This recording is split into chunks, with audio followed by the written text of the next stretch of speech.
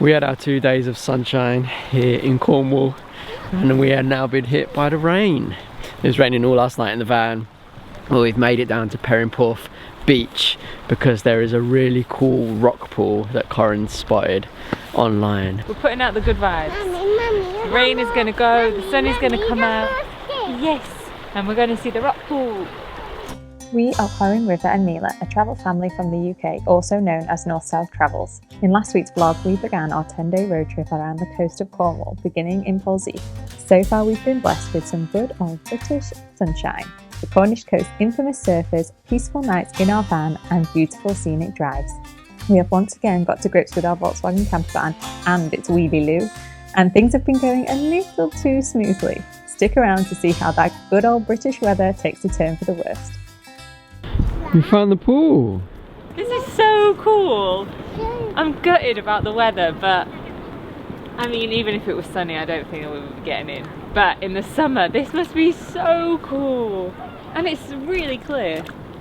It's definitely worth coming to this beach just to have a look at this pool, and I hope if you do ever come, you get better weather. There's a few things that are a must with kids if you come on a British road trip. And wellies is number one.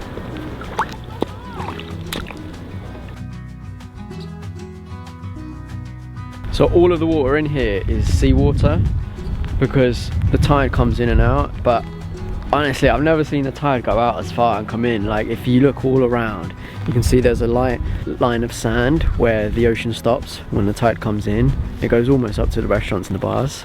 Like, it's crazy.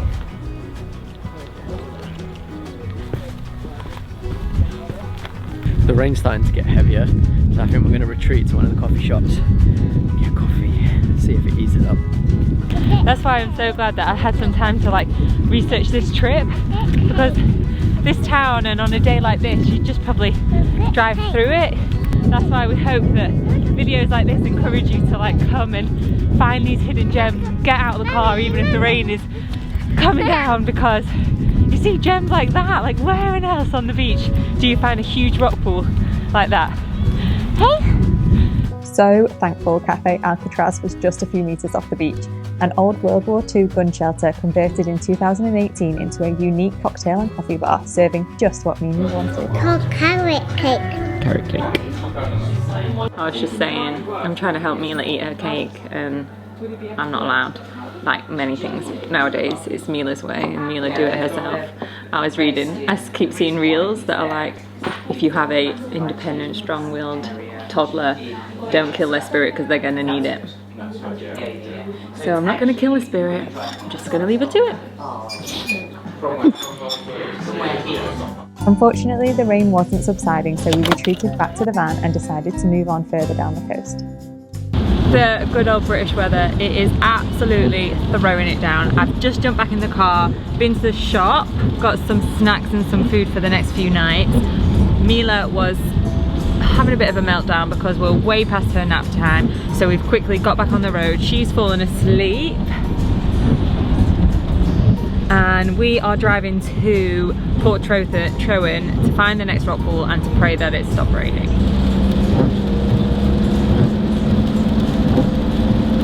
We're here at Port Trowan.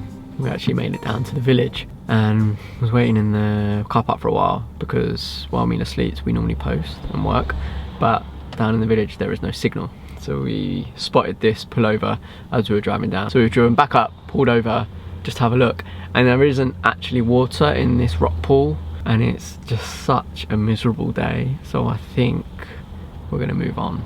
We can see from here that the rock pool is filled with sand and it's a bit miserable to get out, so we're actually going to carry on along to Portreeve and just hope that the weather brightens up.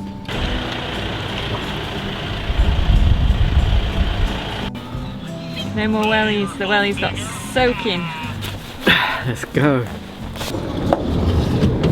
It's days like these where you can either shelter from the rain all day or just get your coats on and get outside. We'd had enough of letting the rain spoil our plans, so decided to head down to the beach for some fresh air and to just get wet. The beach at Portreeve is beautiful, even in the rain, and overlooks Gull Rock, which as the name suggests is known as a haven for seabirds. After a very wet 15 minutes, we stripped off, turned up the heat, and thankfully our bathroom in the van doubles as a drying room. to Cornwall and expect good weather all the time in spring, so got to see the beaches, haven't we? Yeah. We found our pitch already for tonight, but we've got to be there before 6, and there's one more place we want to hit up before we make it to the pitch. So we're going to head over now to Bassett's Cove. Or at least that was the plan. By the time we drove to Bassett's Cove, the rain was still torrential, so we gave it a miss for today and headed to our park up instead.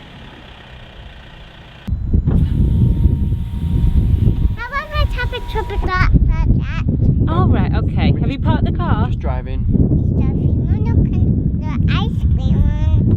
You went to get ice cream? Oh, can I have ice cream, please? Yep. Thanks so much.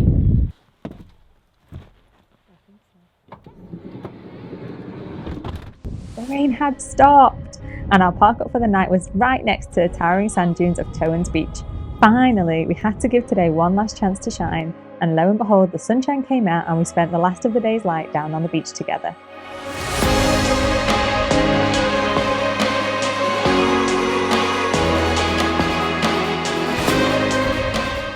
At the sun! What did we say? The sun was definitely going to come out, and it's come out just at the right time. A snail. It's a big snail, isn't it? Yeah. I don't know. It's okay. It's a joke.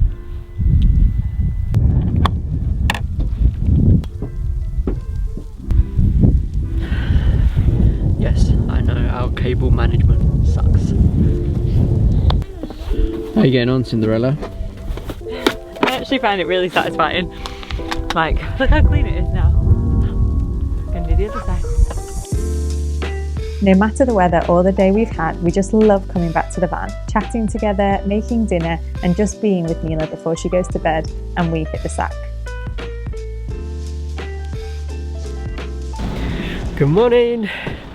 Oh, it's finally stopped raining. No rain at all this morning. We're up, out and early. Well, I say early, it's been the earliest actually we've been up and out. It's like 9:30, but we've got to be out of this pitch by 10. But also we need to get over to Bassett Cove, sorry, which we are looking forward to seeing now that it's not raining. A few moments later. And I would say this is the downside of coming in spring, but in the UK this can happen in the summer too. So the next plan is to head to St Ives, which is about half an hour drive from here. I think it's the best thing to do rather than head to another beach or walk right now because the rain is so heavy. But going off of Google weather, which is never accurate, but we're going to pray and hope that it is, and then it's going to stop raining around 12 today. So it's 10:30 now. We're going to head down, half an hour drive to St Ives, retreat in a cafe, get a coffee and some cake, and then hopefully by the time we're finished in St Ives we can carry on down the coast and find another beach. St Ives is most definitely a jewel along the Cornish coast. It's no wonder it's previously been voted best family holiday destination in the UK. Just as we arrived, it was time for Mila's nap, which was met with her becoming unhappy, irritable and teary. Honestly, it's not that she doesn't like to nap, because she does still have an hour and she needs that hour, but we've just gone off going in the pram and obviously she connects the pram with a nap. Hopefully she'll go off soon and then we can have a little walk around while she has. We wandered through the maze of narrow cobble streets, shops and fishermen cottages in the historic heart of St Ives. Mila's nap didn't last that long before she wanted to walk around too. Anytime we can, River talks to her in Spanish. He learnt as a child and we would love for Mila to be bilingual. Uno, Dos, dos, tres. cuatro, Oh, this way, baby. Cuatro, cuatro, tres, cinco, cinco, seis, seis, siete, siete, ocho. ocho, nueve, siete. Yeah.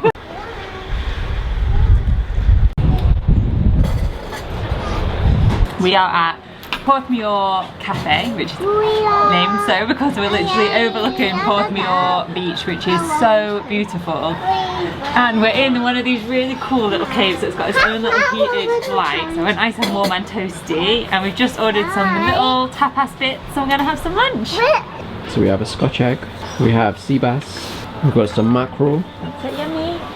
and we have some halloumi. How good does the food look? So good, I'm starving. Can we dig in? Let's go.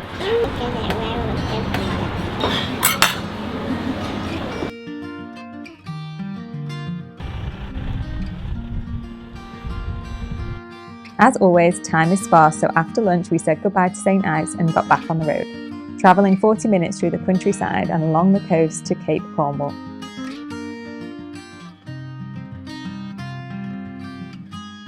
So that little area of Cape Cornwall is called Priest's Cove, and it's essentially for fishermen. But there is a really cool rock pool down there and some of the most beautiful houses. Imagine living here. There isn't heaps to do here except walk, and as we were here, that's exactly what we decided to do. How much fun can you have running downhill? We blew off some steam before getting back in the van and one last drive for the day. Alright, let's make our way to the next park up for tonight. 15 minutes away. Yeah, about that. Shall we go?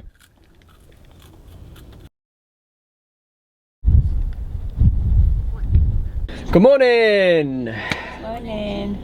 Sorry guys, last night we got to the campsite and we didn't vlog. We kind of just had a work night, and this morning we woke up nice and early and walked down to the beach. Just had some time with Mila, which was nice. Yeah, it's a beautiful beach. We stayed at Trevirda Farm, which is close to Land's End. A great park up, like 100% recommend it, would definitely come back here, and it's only a 10-minute walk, if that, down to Gwenver Beach. And now we are heading to Land's End. If you saw us last year in our 2500, you'll see that we saw John O'Groats, which in the UK there's John O'Groats, which is the northernmost point, and there's a Land's End, which is the southernmost point. So it'll be great to tick off Land's End, seeing as we ticked off John O'Groats on our last road trip. A short drive through the Cornish countryside brought us to Land's End. So we are now at the southernmost point of the UK. Welcome to Land's End. Land's End. Land's End. The signpost itself, which is all that used to define this landmark, is only a very small part of Land's End nowadays. There is an amusement park, lots of shops and cafes, and even a playground, which was a hit with Mila. But as per Mrs. Haley Richards' itinerary and schedule, we have tight back-to-back spots and destinations that we want to hit. So, hour here, spent a nice hour, it's gone so fast, and we're on to the next. The Cornish coastline holds so many beauty spots, and with many close together, I obviously wanted to try and see them all. 15 minutes drive and we were at the next one. We're going down to... Well, that's Porthcurno Beach, and opposite, which is where we are right now, is Minack Theatre. It's like an amphitheatre built into the rocks. I'm guessing it's obviously from ancient times, but we're going to find out all about the history of it now. The A-list of Cornish beaches, along with its neighbour Pednavouda, and all overlooked by a carved-out cliff-top theatre. Cost of entry to the Minack Theatre is £22. That includes your parking and your ticket. You can book online as well, but if you want to just turn up like we did, it's absolutely fine too. But I imagine maybe in high season you may need to pre-book. The open-air theatre is still in use today, with performances running from April to the end of October. There's also beautiful gardens in and amongst the seating to wander around. This is my favourite place so far. Obviously the theatre is cool, but this view and the water, like, it's so clear. If you looked at that water and we showed it you, you'd think we were in Greece. It still blows us away to see these translucent waters in the British Isles, and man, did it look inviting. There is a crazy lady in the sea. There's a guy next to her in a full wetsuit who's like slowly walking in. Sensible. Just got bashed by a wave in his face. And then there's a girl who's in the tiniest bikini, and she just ran straight in. I mean, I don't blame her because that water looks so inviting, but the wind when you get out, I think she's just thinking, I'll just sit here for a while. Blow away. Hold on tight. Oh, thank you so much. Minack, you have been a delight. Back to the van. And we are hoping Mila sleeps. Just sleep, Mila. Sleep, please sleep. Our prayers were answered, and only a few short minutes into our journey, Mila was asleep. We continued around Cornwall's glorious coastline to yet another rock pool in the small but very picturesque fishing village of Mousehole to stretch our legs before heading to our next park up near to Prior Sands. He was a lovely man, and he actually charged us, he gave us a discount, which was nice. Did it? Yeah, he told me it was 32 on the phone and he gave it us 30. And he's given us a map and he said we can park where we want, and there's a family bathroom, so perfect for Mila.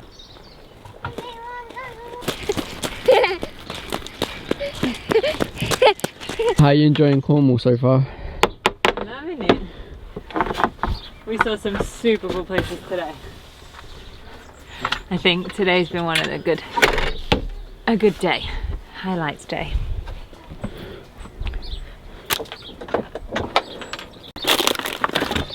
We're really not big drinkers. Actually, my mum, before we left, she gave us 2 bottles of wine because she knows that we're not big drinkers really, so she gave us hers.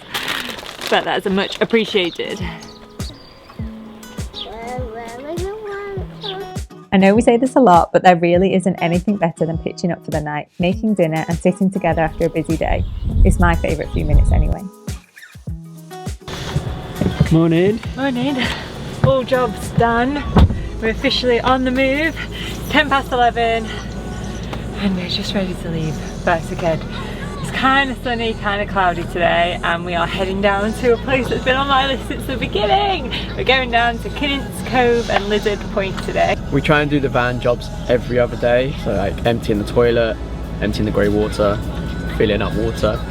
That way we don't spend too long leaving in the mornings, because it probably takes us about another 30 minutes added on. And the rest. So that always adds on to our morning. But it has been a good morning. A good morning. All showered, fed, done. Let's go. Ready to hit the road. From our park up to Kynance Cove was a 40-minute drive. We had heard this place was referred to as a Cornish gem, but we weren't quite prepared for its white sand, turquoise waters and towering rock stacks. Beautiful. Man, every day I'm like, look at the water. Like, I just can't believe it's so blue. I keep calling it Cornish Cove, and the guy at the car park called it Kynance.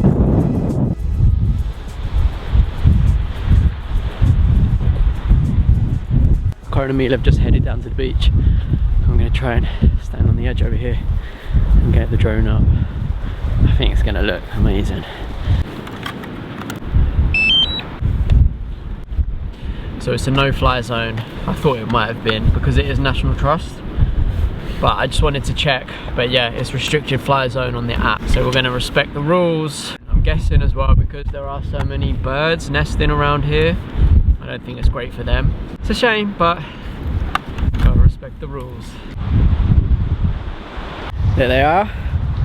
Of course, Mila's playing with the other kids and the dogs. You know, it's crazy. We always get messages saying, you know, it's bad that you're traveling with your kid full time. She's never going to be sociable. She's not going to know how to be around people. She is the most sociable person on this planet. She's probably more sociable than me and Corin. So if you're thinking of traveling with your kid and you get any of that nonsense, just block it out. Don't believe a word that they say. Traveling for your kid opens our eyes to a whole new world and different people, different cultures. You know, it builds their confidence. It gets them talking to other people in different languages. It's something that they will never experience within the 4 walls of a classroom, and we strongly stand by that. So get out there and explore with your kids, guys. For the majority of the walk down, there is a path and stairs to follow, but once you make it to the beach, it's very rocking and uneven, so mind your step. At low tide, there are multiple beaches and coves to explore.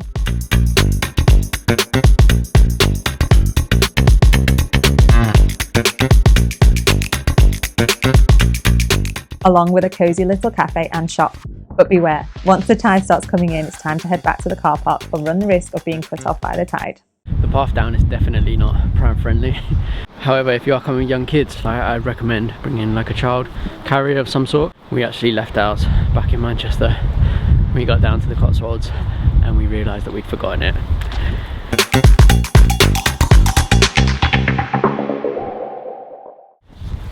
We're on the way to see a frying pan. The Devil's Frying Pan, actually, which is a collapsed cave, and it has like a little arch, which is pretty cool to go and see, and it's just by the village of Cadwyth. So we've driven down to the car park, and then you have to walk through a little footpath down to the village and then along the coast to find the frying pan. The arch was formed in the rock when the roof of a cave collapsed, and the name derives from when the sea appears to be boiling through the cave in stormy weather. And lucky for us, the changing weather came just at the right time. The wind had started to pick up and a storm was definitely on its way. We retreated to the van and headed to our pitch up for the night. Guys, that is it for this week's episode. Thank you so much for watching. We really enjoyed this one. Good night. Bye bye. Bye. Oh, that's nice. Yeah, thanks so much for watching, guys. Really enjoyed making this one, and we will see you on the next one of our final Cornwall road trip.